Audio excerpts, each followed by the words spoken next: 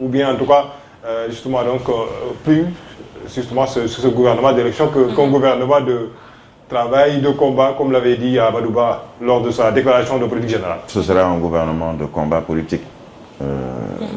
Pourquoi le choix d'Amadouba? C'est au président de la République de répondre à cette question. Il a entière confiance à Amadouba et il estime qu'il peut poursuivre le travail qu'il lui a confié en tant que chef du gouvernement, et cela n'empêche pas qu'il puisse peut-être après battre campagne, puisqu'il a des gens qui l'entourent et qui vont pouvoir se prêter à ce jeu. Le gouvernement de combat politique, pourquoi? Parce que on sait qu'il y a certains membres du gouvernement ou de l'ancien gouvernement qui ont déjà pris fait et cause, par exemple, pour être une partie de l'opposition, puisque quand on n'est pas avec, on est contre. Et c'est le cas, par exemple, pour Ali Ngouille et des missionnaires. On sait qu'il n'y avait plus de ministre des Sports, ni de ministre de l'Élevage. Lui, Amadouba, a été Premier ministre et ministre en charge aussi des Sports et aussi de l'Élevage. Est-ce que de l'agriculture aussi? Ce qui est sûr, c'est qu'il va falloir prendre des ministres dans ces différents secteurs que sont les sports et l'agriculture et l'élevage. Maintenant, par exemple, on annonce l'entrée de la Diop, qui a été directeur général de la LONASE, mais aussi, sur le plan politique, un fervent défenseur de Macky Sall et de son régime.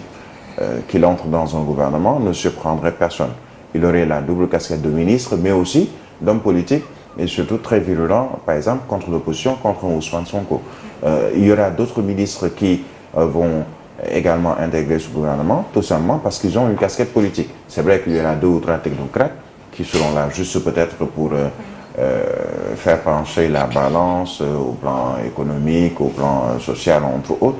Mais ce qui est sûr, c'est qu'il y aura beaucoup de politiciens dans le prochain gouvernement. On attend de voir.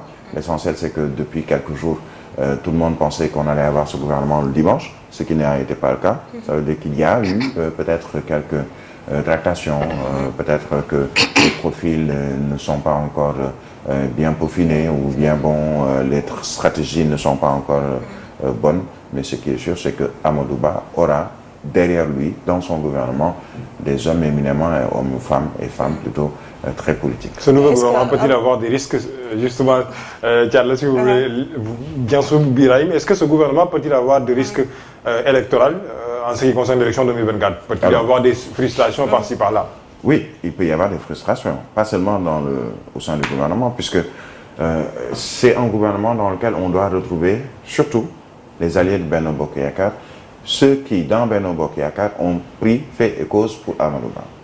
Le Parti Socialiste, l'AFP, on va les retrouver dans le gouvernement, mais peut-être d'autres partis qui sont partie prenante de Benno Bokk Yakaar et qui étaient frustrés depuis un certain temps. On a entendu par exemple les propos le parti de, comment il s'appelle encore, Mamadou Lamine Massaly ou Mouvement, dire que, écoutez, au-delà du poste de PCA ou qu'on a remis à Mamadou Lamine Massaly, il faudrait qu'il y ait d'autres postes. On entend d'autres partis politiques au sein de Benno Bokk Yakaar ou mouvements politiques qui n'ont pas eu leur part, entre guillemets, du gâteau. Alors, est-ce que ce gouvernement, pour les 4 mois qui lui restent, ce sera plus un gouvernement pour redistribuer ses parts de gâteau à certains alliés, à certains frustrés ou qu'on ne voudrait pas perdre au profit, par exemple, d'un Mahammed Boun Abdallah Dionne, ou perdre au profit d'un Ali Ngouille Ndiaye, ou perdre au profit d'un Mame Boye Diao, ou perdre même au profit de l'opposition ou des candidats de l'opposition.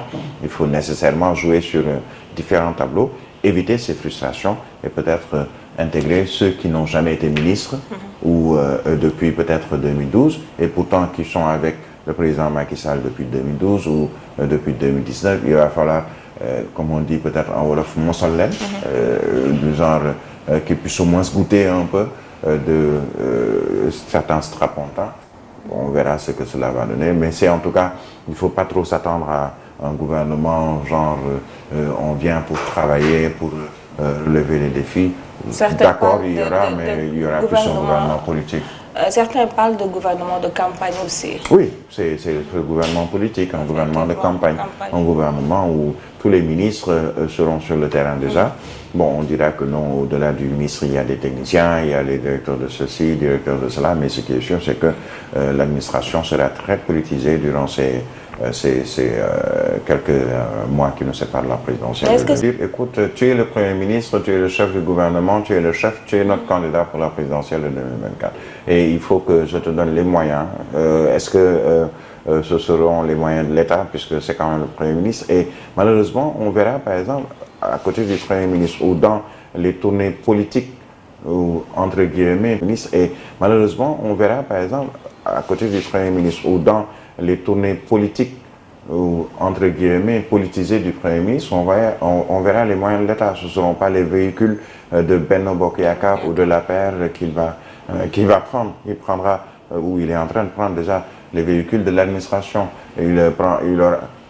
Amadou Ba qui est allé, je sais où, même durant sa sortie, son meeting ou autre au passé d'Asseni, mais il est avec les gardes du corps, disons, la GIGN, le groupement plutôt de GIGN, entre autres. C'est normal, c'est un Premier ministre, c'est normal aussi, c'est un candidat. Mais attention, qu'on donne les mêmes moyens aux autres candidats. En tout cas, on le verra après, puisque on sait qu'une fois que le Conseil constitutionnel aura décidé de qui est candidat ou qui ne l'est pas, les candidats à la candidature ou ceux qui vont passer peut-être le filtre du Conseil constitutionnel devraient déjà être assurés d'une sécurité qui viendra de l'exécutif, donc du pouvoir, de l'État, entre autres. Mais ce qui est sûr, c'est qu'il y aura beaucoup d'hommes politiques dans ce gouvernement, beaucoup d'hommes et de femmes politiques, et surtout on fera de sorte qu'il y ait